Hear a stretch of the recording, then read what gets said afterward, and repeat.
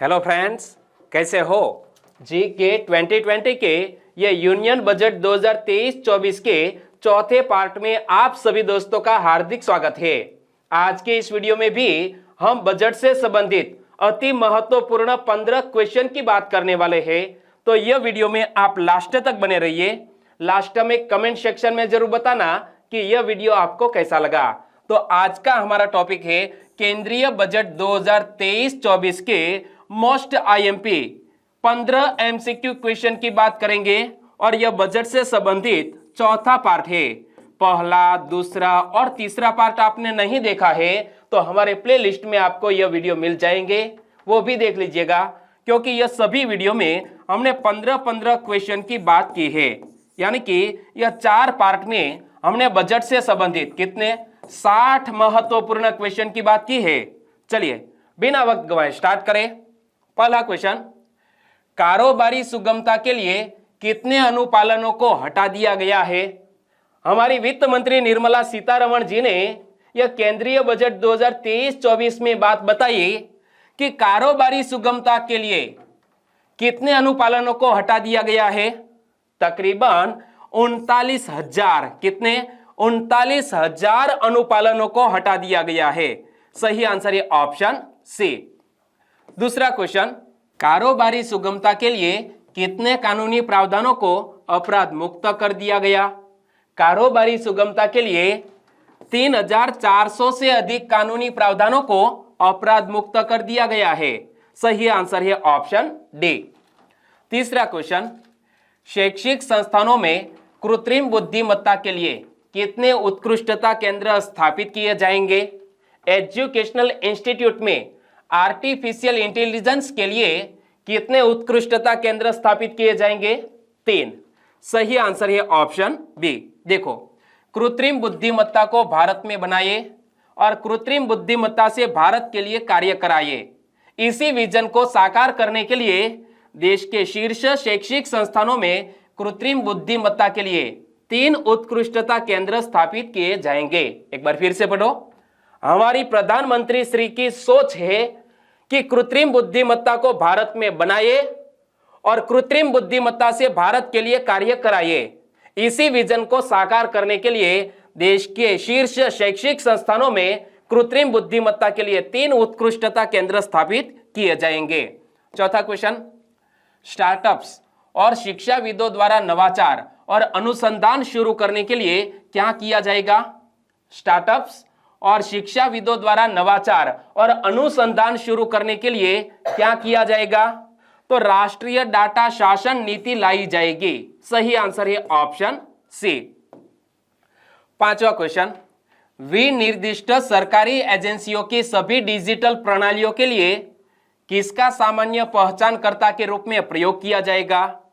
विनिर्दिष्ट सरकारी एजेंसियों की सभी डिजिटल प्रणालियों के लिए किसका सामान्य पहचानकर्ता के रूप में प्रयोग किया जाएगा? तो दोस्तों, पैन कार्ड का सामान्य पहचानकर्ता के रूप में प्रयोग किया जाएगा। सही आंसर है ऑप्शन डी। छठा क्वेश्चन, न्यायिक प्रशासन में दक्षता लाने के लिए 7,000 करोड़ रुपए के परिव्यय से कौन सी परियोजना का तीसरा चरण शुरू किया जाएगा? न्यायिक प्रशासन में दक्षता लाने के लिए 7,000 करोड़ रुपए के परिव्यय से कौन सी परियोजना का तीसरा चरण जल्द ही शुरू किया जाएगा? तो दोस्तों, ई न्यायालय परियोजना के तीसरे चरण की जल्द ही शुरुआत होगी। सही आंसर है ऑप्शन डी। सातवां क्वेश्चन, किस कार्यक्रम के तहत 2030 तक 5 MMT के वार्षिक उत्पादन का लक्ष्य निर्धारित किया जाएगा? किस कार्यक्रम के तहत 2030 तक 5 MMT के वार्षिक उत्पादन का लक्ष्य निर्धारित किया जाएगा? तो राष्ट्रीय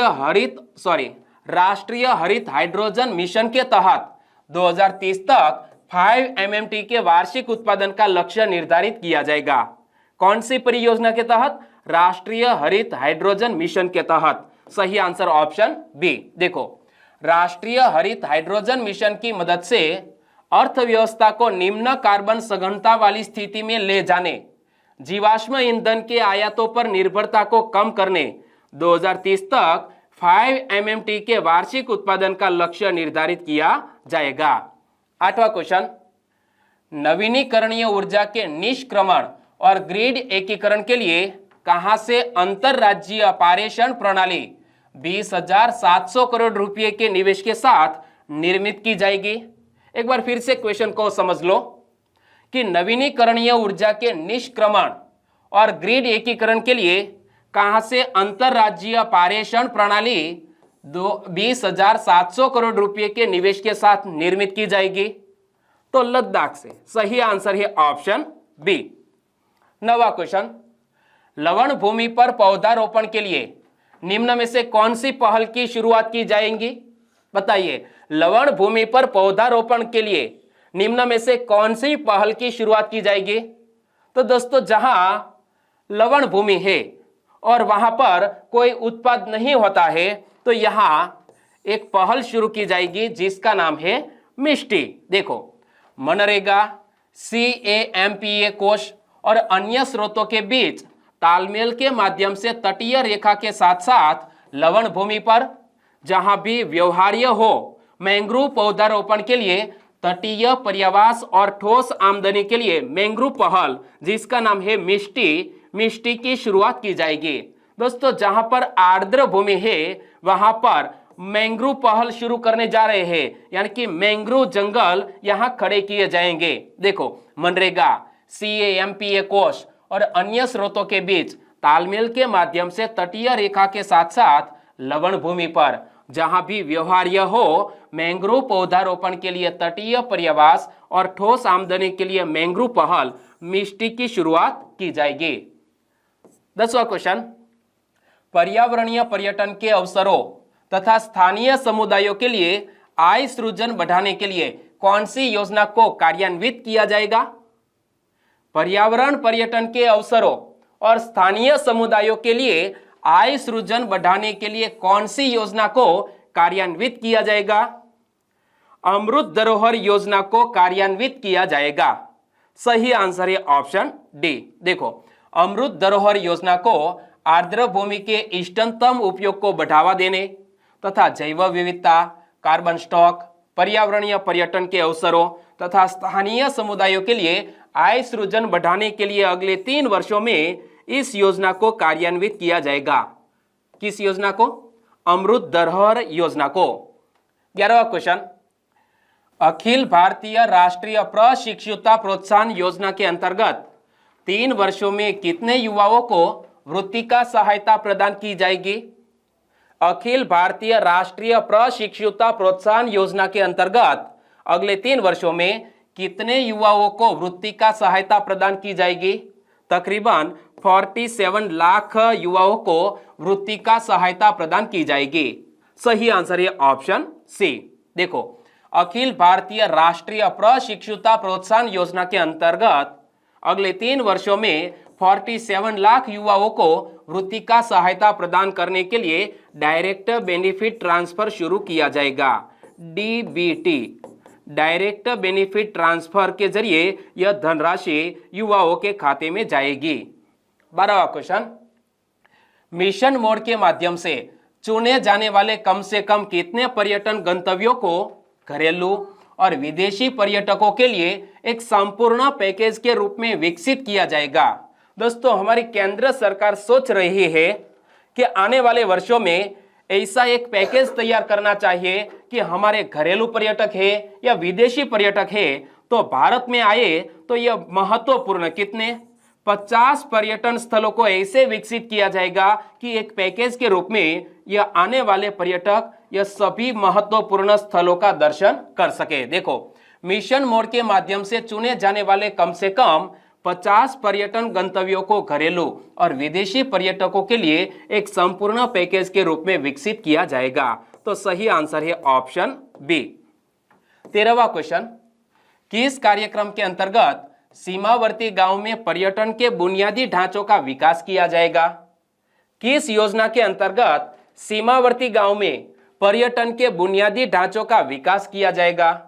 तो यह योजना का नाम है वाइब्रेंट विलेज प्रोग्राम। क्या?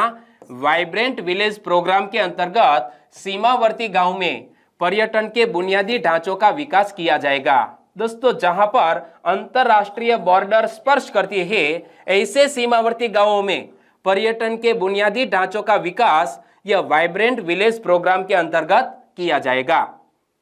14वां क्वेश्चन, यूनिटी मॉल स्थापित करने का उद्देश्य क्या है?